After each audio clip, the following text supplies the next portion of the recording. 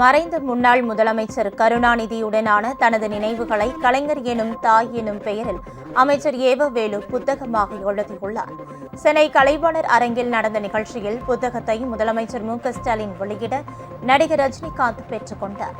அமைச்சர் உதயநிதி ஸ்டாலின், புன்னக்குடி பொன்னம்பல அடிகளார், இந்துராம் உள்பட பலர் இதில் கலந்து கொண்டனர்.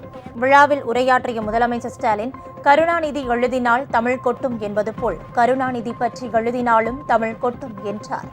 அனைவரிடமும் தாய் உள்ளத்தோடு அன்பு பாராட்டி உயிரினும் மேலாக உடன்பிறப்புகளை மதித்து அனைத்து துறைகளை சேர்ந்தவர்களையும் கருணாநிதி அரவணைத்து சென்றதாக முதலமைச்சர் தெரிவித்தார். 1977 சென்னை மத்திய சிறையிலிருந்து தலைவர் கலைஞர் எனக்கு எழுதின கடிதம். இந்த கடிதத்தில் எழுதுகிறார், 1953 நான் திருச்சி சிறையில் இருந்தப்போ நீ கை குழந்தை, உங்க அம்மா தூக்கிட்டு வந்து சிறையில காமிச்சாங்க. இப்பவும் நான் சிறையில் இருக்கிறேன், உனக்கு ஒரு மகன் பிறந்திருக்கிறான், அந்த பேரனும் என்னை பார்க்க சிறைக்கு வருவான். இந்த அனுபவங்கள் எல்லாம் எவ்வளவு இனிமையானவை பார்த்தாயா? இந்த குடும்பத்தில் மட்டுமல்ல, நமது இயக்கமாம் இந்த பெரிய குடும்பத்தில் எத்தனையோ உடன்பிறப்புகளுக்கு இப்படிப்பட்ட துறை அனுபவங்கள் வாய்க்கும்னு எனக்கு எழுதினார்.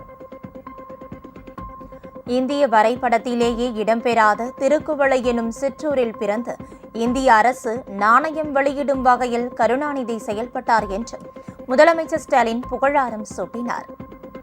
உங்கள் ராஜ் நியூஸ் தொலைக்காட்சியில் திங்கள் முதல் வெள்ளி வரை தினந்தோறும் பிற்பகல் 2 மணிக்கு உங்கள் பகுதியில் உள்ள குறைகளை நேரலையில் தெரிவிக்கும் புகார் பெட்டி நிகழ்ச்சி. பங்கு பெறுங்கள், பயனடையுங்கள், காணத் தவறாதீர்கள்.